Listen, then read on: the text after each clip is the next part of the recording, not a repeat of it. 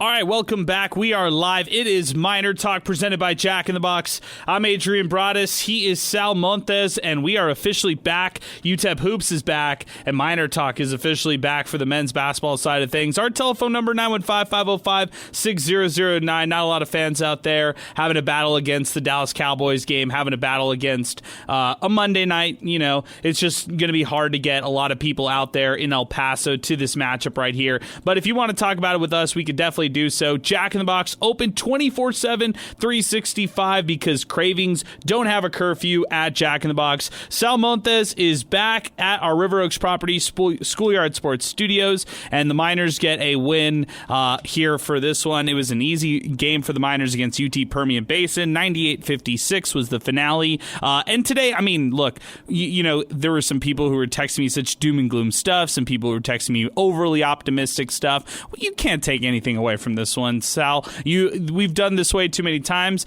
You take away the rotations they throw out there, the things that they're trying to work on, that maybe they're going to throw out there for a handful of minutes in a meaningful game in Conference USA and some of these non-conference games as well. But that's about it. I mean, that's all I'm going to take away from tonight, all I'm going to take away from Friday. Just mixing and matching some of these new pieces, really trying to familiarize yourself with all these different names. I mean, Kasim Watson, Jamal West, Caleb Blackwell, David Tubeck, L.A. Hayes, Cassius Brooks.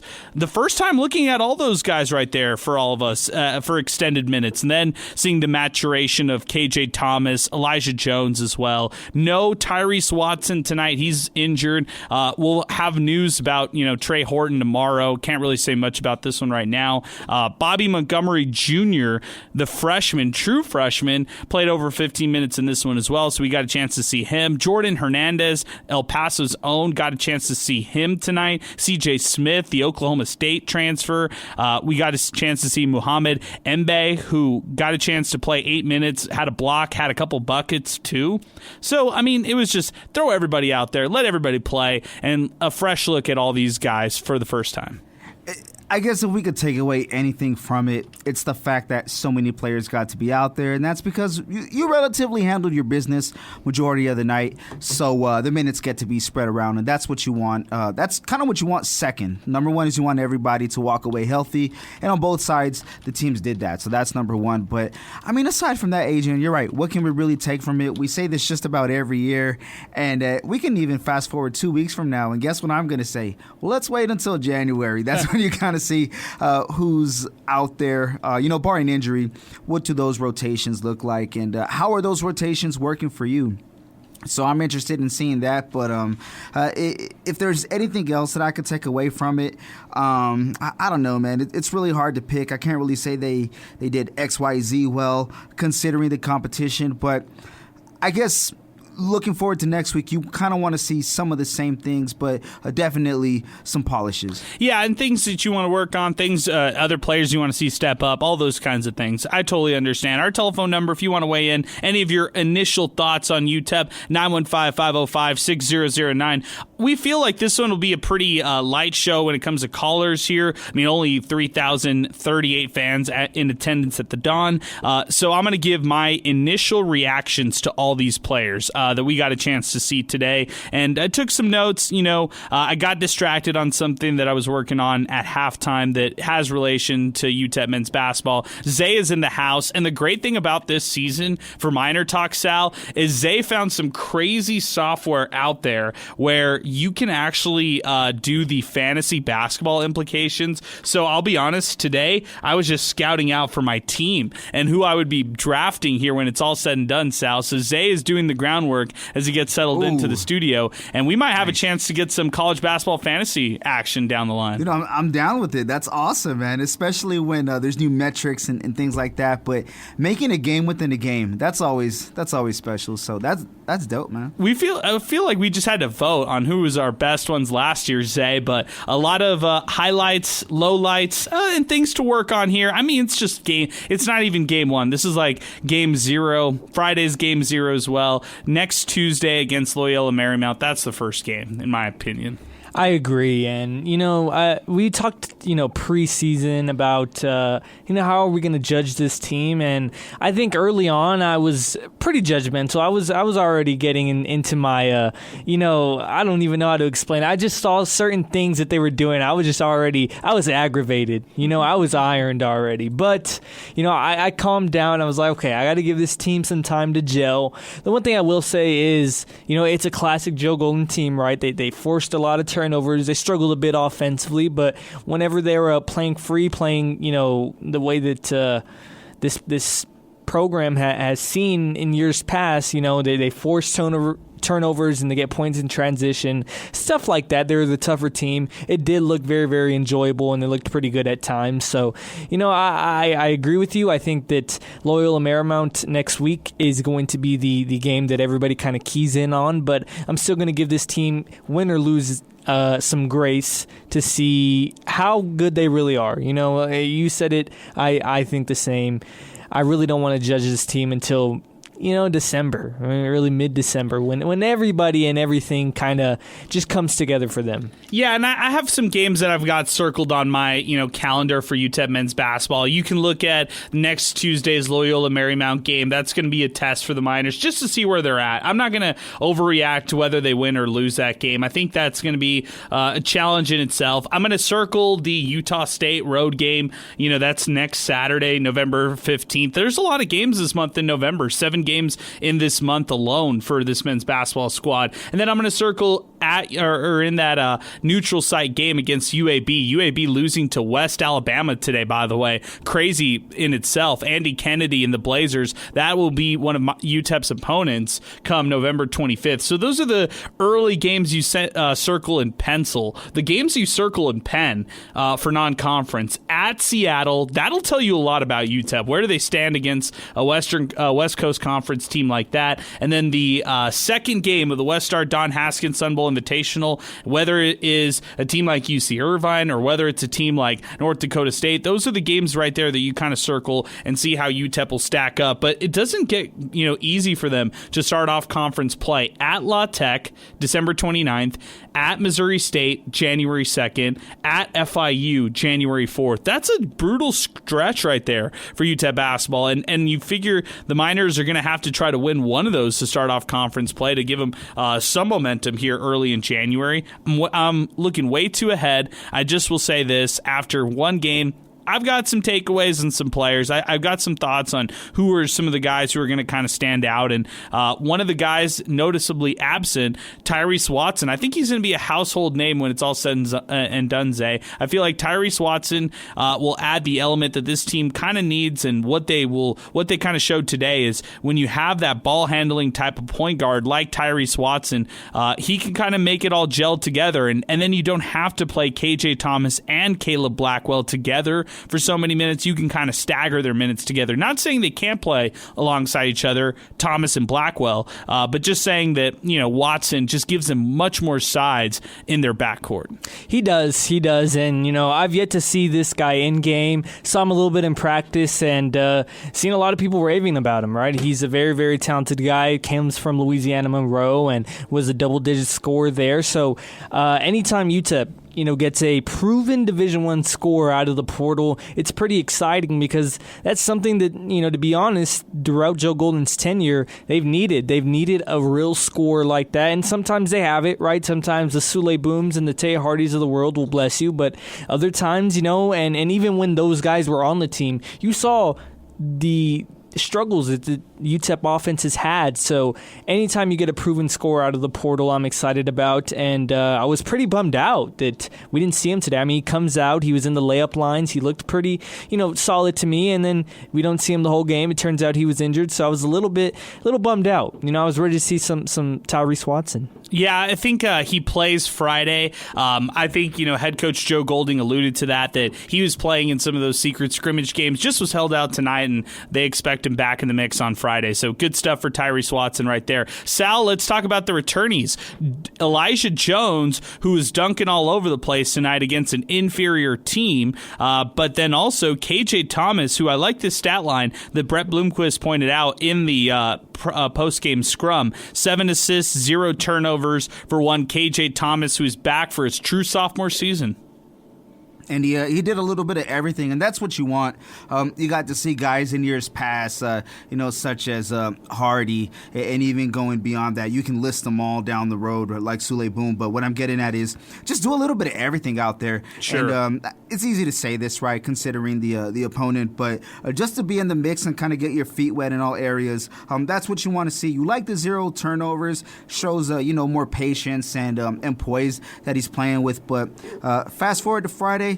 Let's see him build on that. You don't want to see him regress, so to speak, and it'll be hard to do that on Friday. But kind of want to see him, just splash a little bit more. Yeah, I want to see what they could do a little bit more with KJ Thomas working off ball. That was something that we kind of talked about off air. When we were just observing some notes for this team right here. Let's do it. Let's rip into some of these guys, and you guys feel like you guys jump in where you want to on any of these given players, and then we'll kind of talk about our different thoughts about them. We'll take a call or two, 915-505-6009. But let's talk about some of the starters here from today. Kasim Watson. Here are my initial thoughts on him. Lengthy. I mean, you got a guy right there who's like truly 6'8", 6'9", who is lengthy. He looks like a better physical version of Jamari Sibley, and he could shoot these mid-range jumpers that could really help UTEP propel them moving forward. He had 8 total rebounds today, so he's active on the glass, 7 of those being on defense, 18 total points for the Miners to lead them in scoring today. He could be asked on a given night to be UTEP's best player, and that's who Kasim Watson might end up being for this group right here. I want to see what he could do defensively against a better opponent, but early reactions are pretty positive for me for Kasim Watson, not Tyrese Watson, to be confused. Kasim, number 13 right there, who stands at 6'8", 6'9". Impressive stuff right there from the guy. And if it's not confusing enough, both from Philadelphia. Oh, wow. So, but Kasim out there just able to use his length. You definitely want to see that play a role when it comes to La Tech and your Kennesaws of the world. Can you clamp down when it matters the most and finish the possession? I think that's going to be, or finish the series. That's going to be a big focal point that I'm going to be looking at is defensively. We know what they can do. They just don't always do it.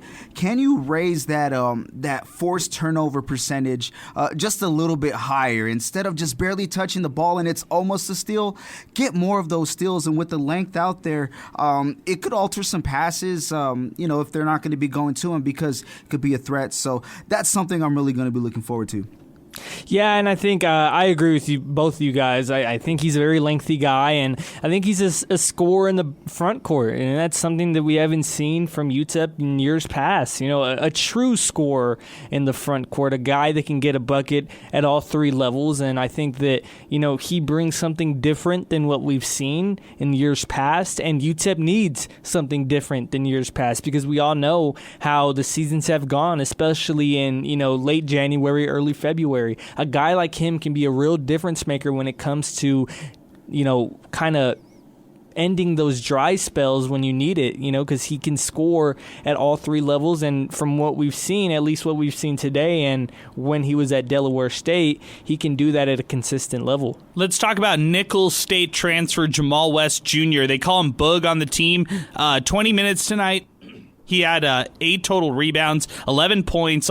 He flirted with that double-double in this game. Defensively, he was all over, plus-minus of plus 24 in this game. And then in this game, I like the way he backs himself back to the backs opponents down to the basket. You can see right there, he is not 6'7". He's not 6'8". He stands at 6'6", and he's a smaller center, but he's an enforcer down low. Kind of reminds me of FEODG when he was a little bit bigger, can score down low inside the paint. That's where you're going to find him score a lot, and is an enforcer. I would say that this is a guy who could be one of also the UTEP's best player on any given night, a forward, and he's going to be asked to do a lot of different things in this conference, guarding sizable forwards, sizable bigs on a night-to-night basis for Jamal West Jr. So the big question for him is, can he handle that kind of role moving forward in big months like January, February, March, and how will he, kind of be one of the identities of this UTEP basketball squad? I think that's going to be a big thing to kind of monitor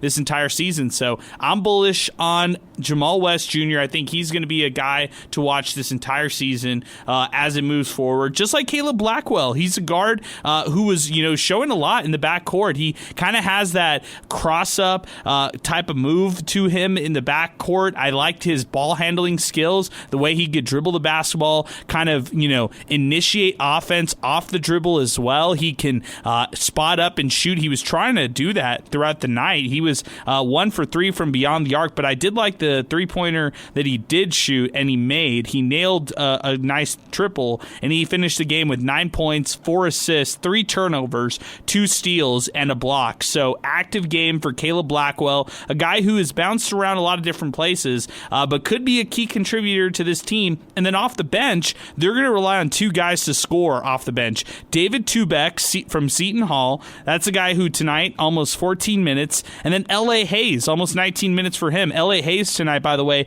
11 points. He got into double figures tonight. He was somebody who had 3 steals, a block, 18 minutes of action for L.A. Hayes. David Tubeck, by the way, I said Seton Hall transfer. He had 5 total points, 1 assist, 1 turnover, 1 steal, and plus 19 in the plus-minus category right there. Anybody you guys want to rip off and talk about there or highlight from the guys that I reeled off? You go ahead, Zay. Yeah, I think that I like Jamal West. I think that he really did show up in the second half, and he's an athlete. He's an athlete. You talk about how big he is. He can jump out of the gym as well, and I think that even though, like you said, he's really like 6'5", maybe 6'6" on a good day, he didn't play like it. He doesn't play like it. He plays big, and I think that he'll size up well with other Conference USA bigs just because of how athletic he is and how big he is truly in the paint, that sometimes I can even see him, in the future possibly bullying guys who may be 6'8", 6'9", right? So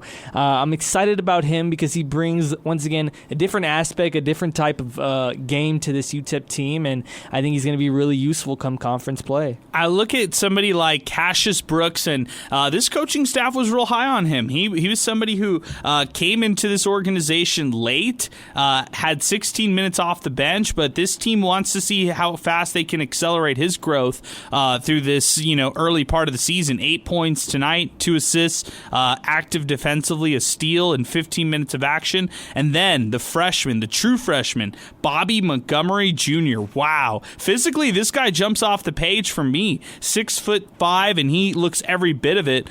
Couldn't really get his offensive game going, but I liked what we saw overall from Bobby Montgomery Jr. Any of the fringe guys that kind of stand out to you, Zay, the guys that you think are kind of on the fringe of the rotation, but when it's all said and done, might earn their way to crack the rotation?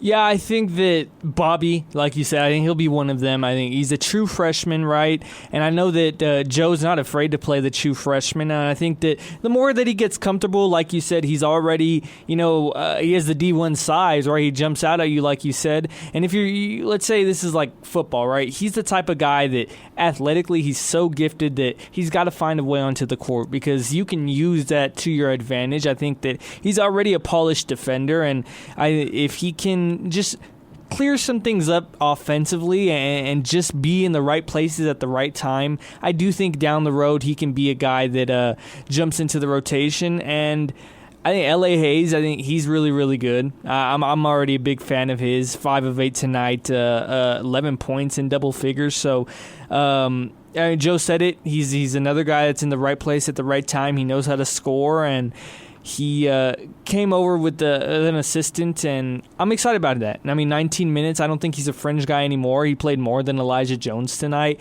He already brings some good defensive qualities, and I'm excited for him. And all around, I think that we really, I can't say who I think will be in this rotation because I think they all have a shot from, Mohamed Mbaye to Kasim Watson. They all really have a shot to get some real playing time down the road. Why not? Why not this team right here? Miners forced 20 turnovers. When it was all said and done, get 23 points off turnovers as well. Let's go to the phones, and then we'll take a break, and then we'll wrap it up with some final thoughts. We'll wrap this one off. It's not a long Miner Talk like we typically do for basketball. We'll save it. We'll save it for the bigger games here in non-conference play. But Brian, welcome aboard. Thanks for calling into Miner Talk. Thanks for hanging with the slate. Give us your thoughts as you watched UTEP play for the first time tonight.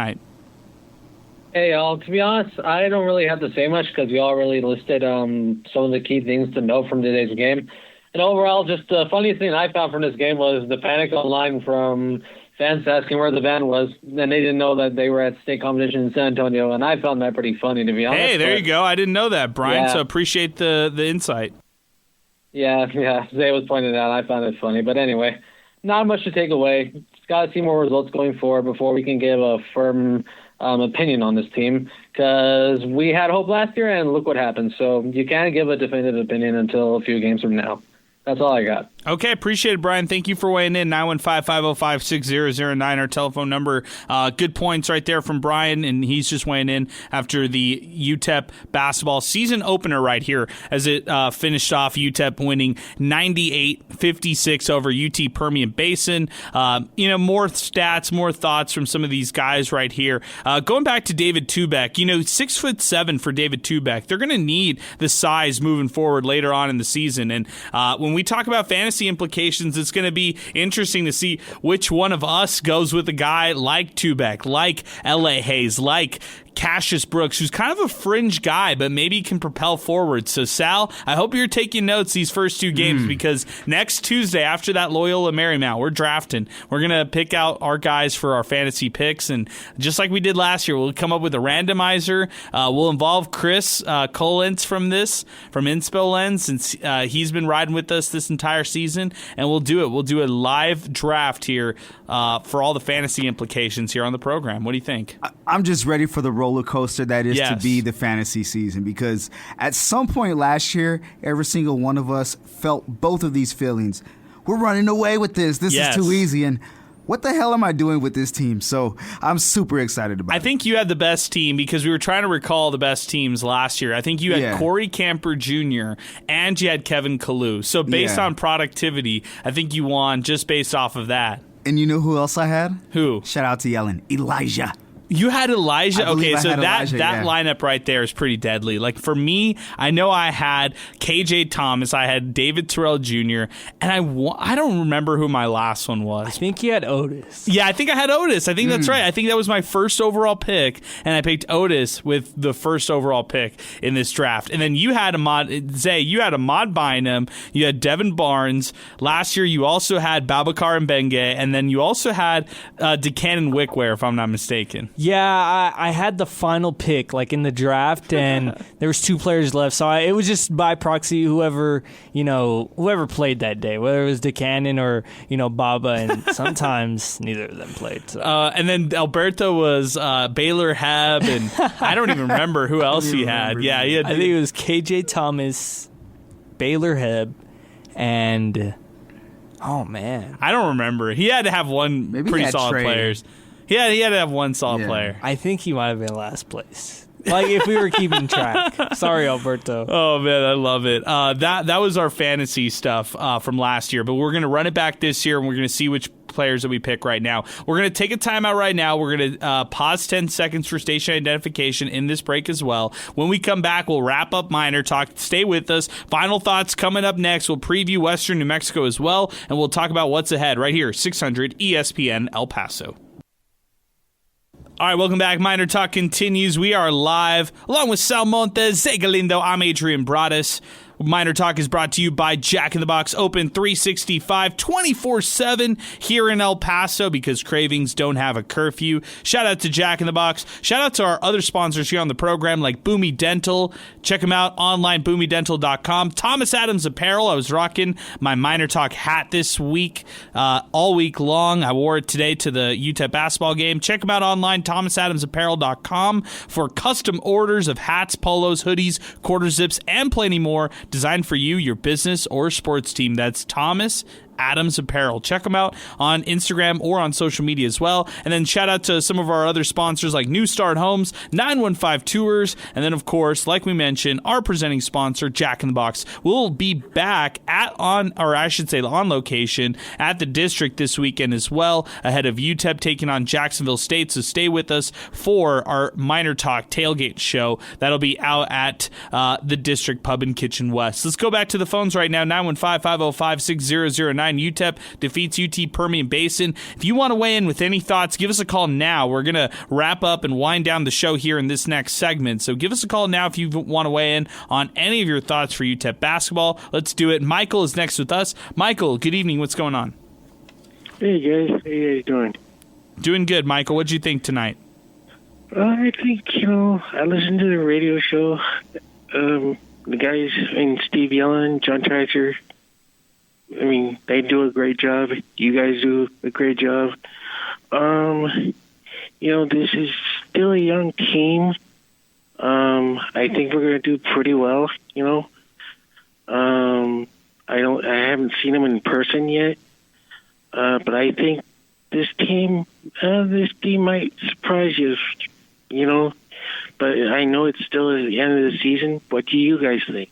It's real early, Michael. I appreciate your phone call. Thank you for waiting in. It's early. It's hard to make a lot of these thoughts early on. I want to see what the identity is. I even asked Joe Golding, how do they get to being a Joe Golding kind of identity team? And that's hard-nosed defense. That's succeeding, in the turnover to assist ratio right there. It's forcing a lot of turnovers. It's creating and sharing the ball a lot. And I think it's just so early. It's hard to even see any of that. They're trying to get to that point right now, but it's way too early. You're just putting the foundation. You're laying the foundation and seeing what works. It's nice to see guys like Watson go for 18. Nice to see guys like, even Cassius Brooks in this one contribute the way he did, and L.A. Hayes hit double-digit figures. So that's what you can kind of take away from this one right here. Not a lot, but maybe some stuff you could build upon here in the future. So appreciate your phone call, Michael. Thank you for weighing in. Now in 550-6009. Guys, let's reel off a couple thoughts on some tweets that came in our way, and then we'll wind it up here on the program today. We'll save most of it for next week, next Tuesday.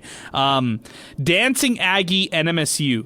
Hey, this is a future Mountain West school, Gloria Navarez. UTEP only gets big crowds when New Mexico State men's basketball comes to town, and this is in relation to no one showing up tonight. Sal, any defense to the attendance or anything you want to mention on the attendance? Nah, man. We just got to be honest. The schedule is not the most intriguing, and also it's a tune-up game against people aren't going to be lining up the door to see. So yes, we'll judge the schedule for Mountain West, like how they prepare for the Mountain West when they set that schedule for their first year in the Mountain West. So I'll wait for that. Okay, let's go to another one. This is coming in from Manny David. Good dub to start the season. Good playing experience for the newcomers, even if it was against a D2 team. Friday should be another test against Western New Mexico, followed by another test against the Loyola Marymount, who scored 75 in the first half tonight. Wow, that's a big stat right there, Zay. A lot of offense from Loyola Marymount in the first half tonight, and I wonder what will happen for that game. That game's a week from tomorrow, happening at the Dawn. Well, last time UTEP played Loyola Marymount, Marymount put that belt. It was an ugly game. It was a bit of a shocker too. Yes. UTEP was coming off, the big tournament in California, I think it was, where they end up upsetting. Oh my goodness! Cal. Yeah, Cal. They end up upsetting Cal. They give Bradley a run for their money in the championship. The feelings were high, and everybody just kind of had a reality check in that game, and it was pretty disappointing. So it was a weird game. All I know is that was a weird game. Like, I'm gonna start naming weird facts about that day. I mean, UTEP got killed by Liberty in football that day. It was a funky game, but you can't have a funky game against Loyola Marymount at home. I mean, I'll tell you that much. You have to go out there, and if winning the fans back is one thing this team really wants to do, and you win at home against proper competition. And I'll give Loyola Marymount, at least for now, I think they're proper competition, and I think a win would do wonders for your attendance in the future. No doubt. Let's move on to some other points here that came in. This is something that we just have to mention as well. I'll get more of your thoughts on this one, Zay, and then we'll get this one from Sal, as we've got another one that just came in on Twitter next.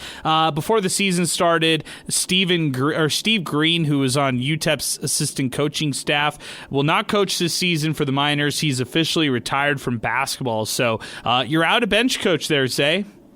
Yeah, I mean, it was weird. Things have just been weird around this program. That's another weird thing that goes on for them. I think that it's unfortunate, but at least the timing, for him to leave the program is now rather than mid-year or whatever. So I think it's weird. I mean, I heard you guys talking about it on Sports Talk. It's a big loss, in my opinion, because, like Steve said, that was a coach that I was excited to see how much of a difference he could make for the team, especially offensively. We all know, it's not a secret. Everybody in Conference USA knows, every UTEP fan knows, that if this team can, score the basketball at I wouldn't even say a high clip, but at least at an above average clip, they'd be a pretty good basketball team to contend with. And we just haven't seen that from them. And Steve Green, he had that resume. He's won at the JUCO level. He's had offensives that have been high powered. So I was very excited to see what he'd bring to this team. It's unfortunate that he ends up retiring from basketball, but next man up, whether it's a player or even a coach. This is from Tristan Pence. I saw him early before the game. He says Jamal West, Caleb Blackwell, Kasim Watson, Cassius Brooks, L.A. Hayes, and Elijah Jones all look pretty good. Elijah has improved. Still way too early to know what this team has. They look a little more athletic than last year's team, but let's see how they look next week against Marymount. # MinerTalk. Sal, yes or no? Yeah. Do you feel like UTEP will be a good offensive team? If I only gave you a yes or no, is UTEP going to be a good offensive team here in 2025-6? No. I would love to say yes, but we just got to be honest, man.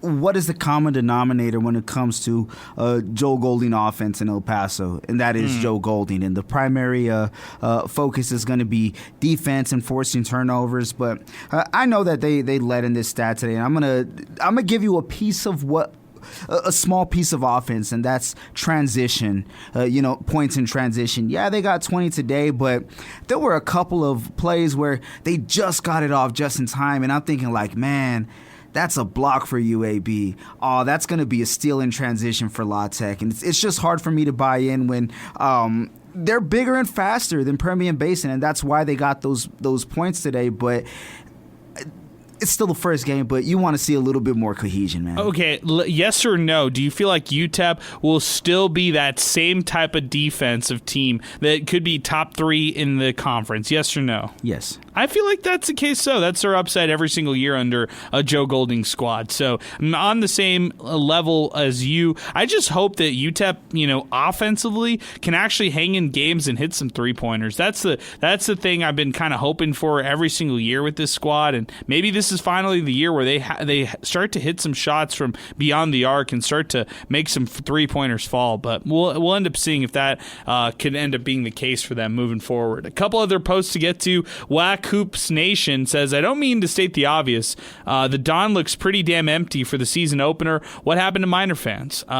Yeah, there's the Cowboys game. It's a Monday. It's UT Permian Basin. I can go on and on for excuses, but we'll see how it goes. I'm looking forward to Friday to see what they have. I just want to see this team play a little bit more, familiarize myself with this roster a little bit more, and then kind of prepare for that Loyola Marymount game. But we'll go around the room for some final thoughts today, guys.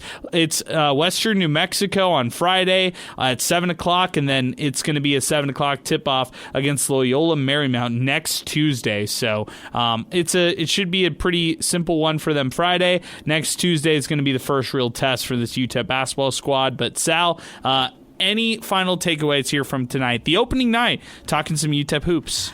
There were points in this game where they were possessing the basketball with aggression. You got to see, like, when they got the ball, they pounded the ball, and you want to see that continue, kind of set the tone for your possession. That's what I want to see going forward. Yeah, I like that right there. Zay, let's get some final thoughts here from you. What do you think the Miners need to do heading into this next kind of final stretch before they, take on a really talented Loyola Marymount squad?